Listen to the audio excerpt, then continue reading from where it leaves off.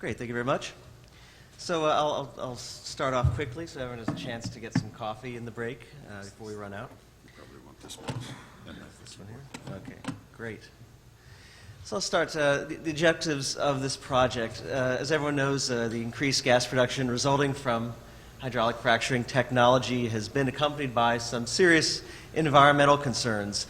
And the work I'm showing today is part of a US EPA-funded project, a joint effort between Berkeley Lab and the EPA to look at the potential groundwater impacts of hydraulic fracturing.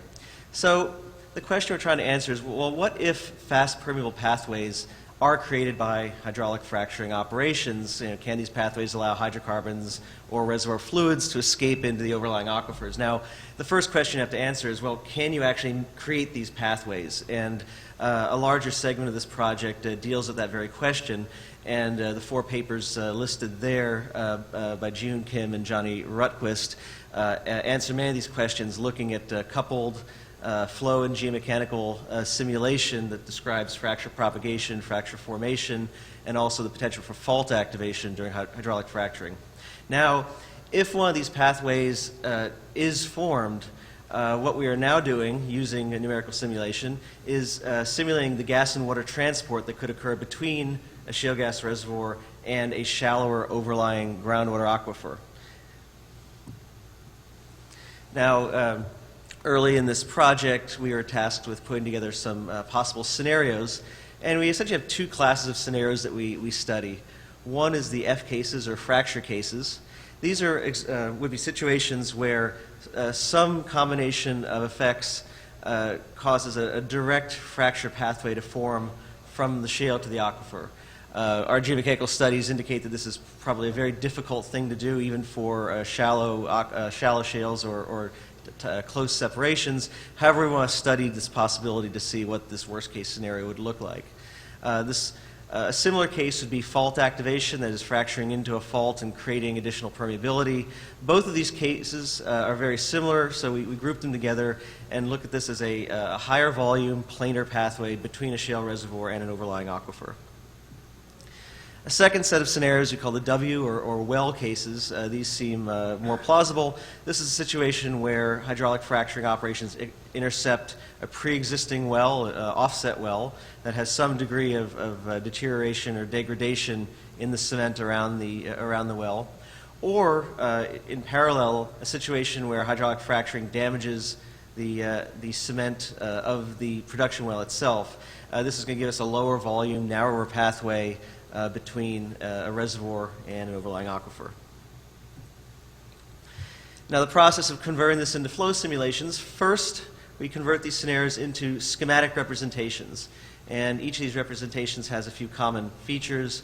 We have a region up top. This is our aquifer. The aquifer contains a water well and has some set of dimensions. Our meshing scripts and technology allow us to vary all of these dimensions to create any combination of geologies or geometries we'd like.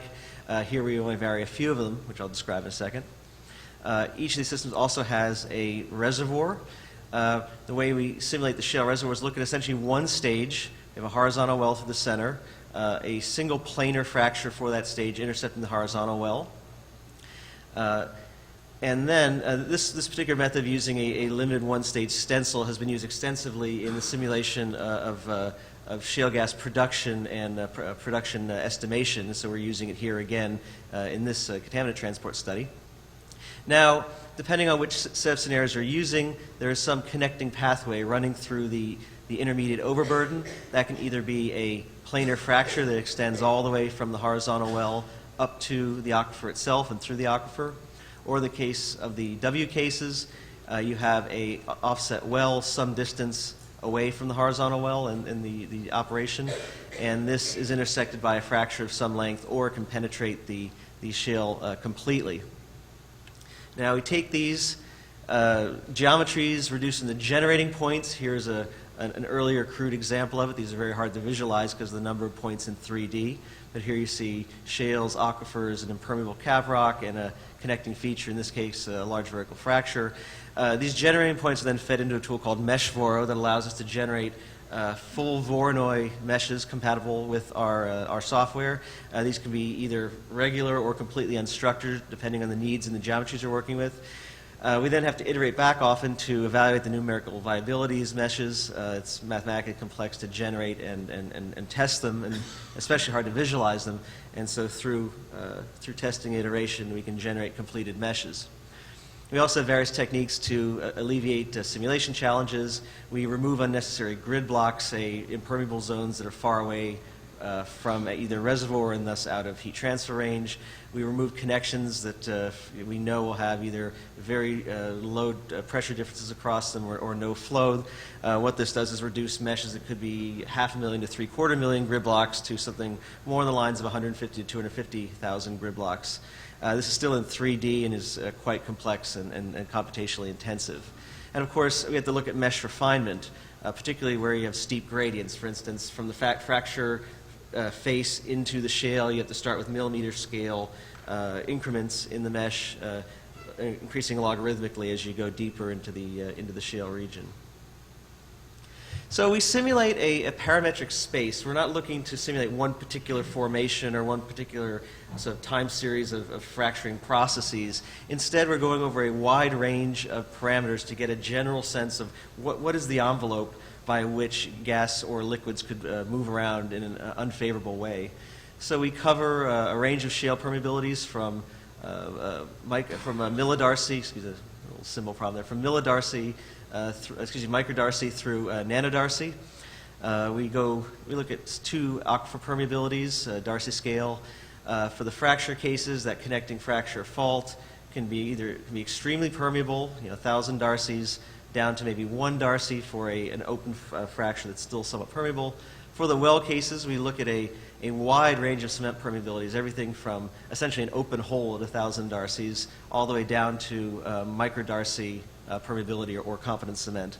We vary the separation distance between the shale reservoir and the aquifer with very small separations, 200 meters, larger separations at 800 meters, and currently in progress are looking at a 2,000 meter separation distance with a much larger mesh. We vary the production strategy.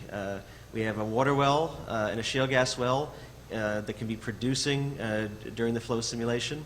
We can have just the shale gas well producing, just the water well producing, and no production from either well. And we look to see how the production behavior changes gradients. This gives us 336 base case combinations to run, 144 fracture cases, and 192 well cases. This is accomplished through an automated running of a new version of the Tough code called Tough Real Gas Brine, otherwise known as Tough plus Shale. This is a descendant of the famous Tough family of codes used in hydrology, sequestration, geothermal, oil and gas, hydrate simulation. It's a fully capable Darcy code, and in this case we simulate water and up to 11 gas components in a multi-phase simulation. This is fully non-isothermal, and we can solve up to 13 equations per grid block during the flow simulation. We also had to add the unique properties of shales, which include microflow, features such as Knudsen diffusion. We've implemented the dusty gas model, Forkheimer effects, and gas sorption within the shale. Other common parameters are shown here. We can go, I think I'll just move ahead and actually talk about results rather than dwell on all the individual effects. The initial pressure distribution is hydrostatic. We solve for that and bring the system to natural equilibrium over thousands of years before we start making changes, opening pathways or creating fractures. The gas is pure methane, and we assume a initially gas-filled fracture in the shale. So this would be sort of a post-flowback starting point when the pathway opens up. And the shale is also undersaturated, like you find in many, say, northeastern gas shales. Again, many other parameters listed here, but just to show this a complete subsurface flow simulator, things I want to point out among these parameters are that we have a treatment of capillarity and relative permeability suitable for shales, including that undersaturation, and also that we use a Langmuir isotherm within the shale to represent gas sorption. These simulations are initially run for 2 years. We're looking at short-term effects here, with long-term effects part of the next study. Many of these simulations run to quasi-steady state in less than that time. If there's no driving force for leakage, they often just come to a new equilibrium. And of course, this is all automated on clusters at LVL and NERSC to run these 336 base cases. All in total, though, we've probably run over 1,500 simulations at this point, studying variations, debugging, checking out various scenarios, and learning as we go. So for results, I'll present things that I find particularly interesting. I'll reference the papers we're publishing for people who want to see the complete set of data. But we're going to show a statistical overview of the variations, basically how does the parametric space pan out, and then I'll pick out particular runs and graph the flow and transport results to show. And we have some limited 2D and 3D visualization as well. So the fracture cases. What we have here, so we have a 5-dimensional space, so we can't just plot all these on one graph. So what we do is we pick out a given parameter, whether it's production strategy, permeability of the fracture, shale, or aquifer, for different separations, and we say, well, for a given parametric value, how many of those cases show gas reaching the aquifer? So for these fracture cases, we find certain parameters are much more important. If you look at permeability of the fracture, there's a slight correlation between that and whether gas reaches the aquifer. Slight correlation whether permeability of the shale results in gas reaching the aquifer. Very little correlation in aquifer permeability. One thing that makes a big difference, though, is production strategy. If that gas well is producing within the shale, it's much less, there's much less chance of gas leaving the shale reservoir and reaching the aquifer. This makes sense. By producing from that shale, you're dropping the pressure rapidly and pulling things down into the aquifer, so that production mitigates the chance of release.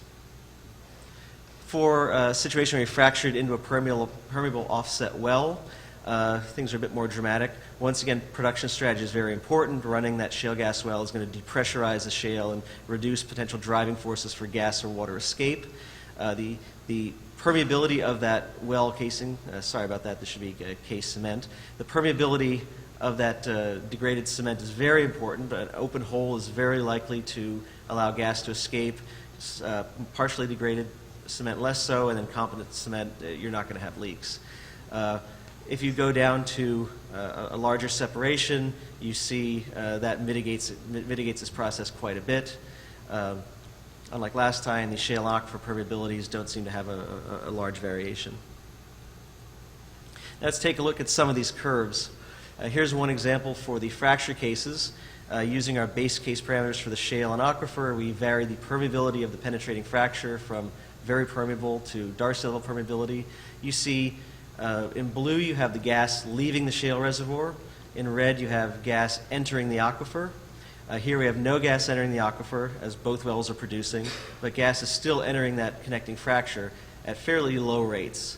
And as you decrease the permeability, the rate of gas entry into that feature drops by orders of magnitude. As you can see, you had to break the axis on the left scale to show that. What does this process look like if we visualize it? These are 2D plots, color plots, that are taken through the plane of the fracture. So you're looking at the aquifer, the shale, the overburden, and the fracture in that plane. What you see is that the water is rapidly dropping downward through that very permeable fracture, entering the shale. You see the shale region filling up as gas is displaced, and eventually the fracture fills up to the level of the horizontal well, which is located right here. If you plot water production versus time at the shale gas well, you see rapid arrival of water at the shale gas well and essentially flooding of the well. If this actually happened in the field, the producer would be very aware that something has happened and that he's made connectivity to a connecting aquifer. Similar properties for the well cases. Here we're showing gas flow out of the top of the shale into the degraded well casing for different well casing permeabilities. Again, you get rapid entry at high permeability and then dropping off by orders of magnitude after only a few days of production, a few days of flow, and reducing that permeability of the cement drops these rates by orders of magnitude. Take this curve, move it over to show you both entry into the well casing, and then the red curve, gas that makes it to the aquifer. Here we see small quantities of gas are making it to the aquifer after hours and days of production. Now, if we turn off the shale well and do the simulation again, we see the effect of that. So without that shale gas well producing, you do not have that correcting force.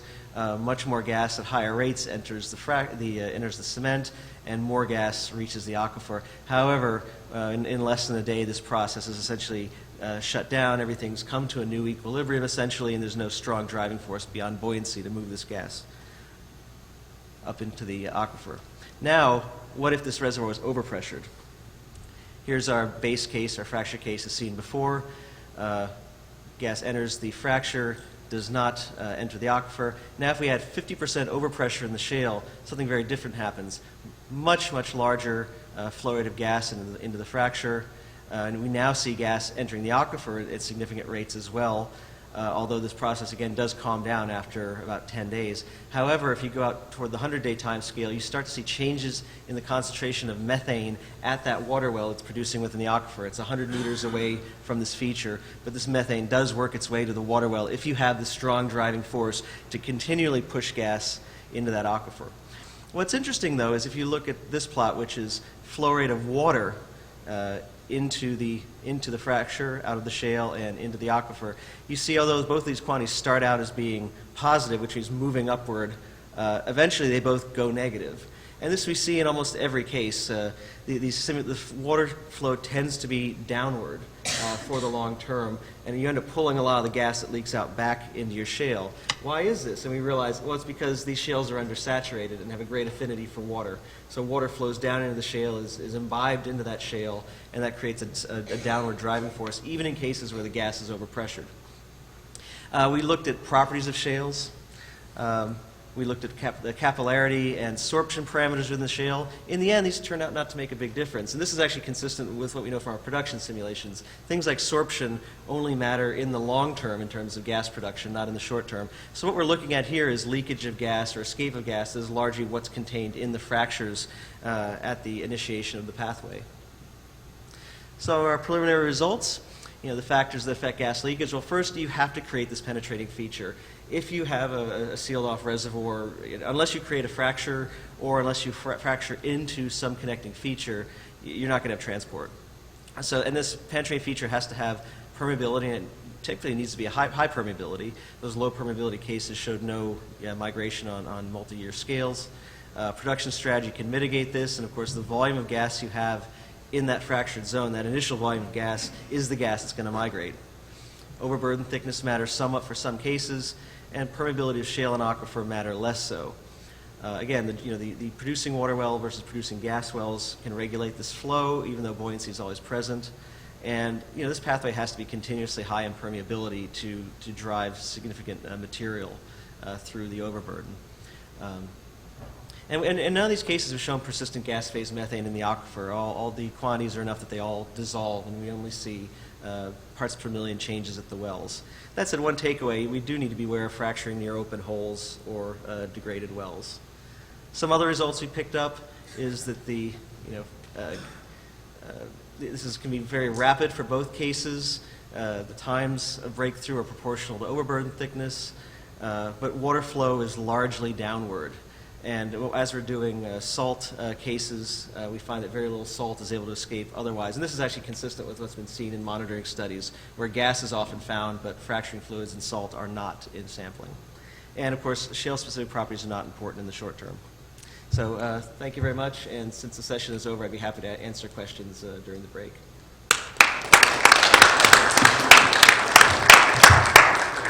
Thanks, Matt. So if there are questions for Matt, please catch him during the break. I'd like to thank all of our speakers for the excellent talks this morning. I'd like to thank my co-conveners, Tom Dewars, Laura Pyrick-Nolte, and Peter Nico as well, and encourage you to check out the posters this afternoon. Session, it's 53C, and the posters are downstairs. So thank you all for attending.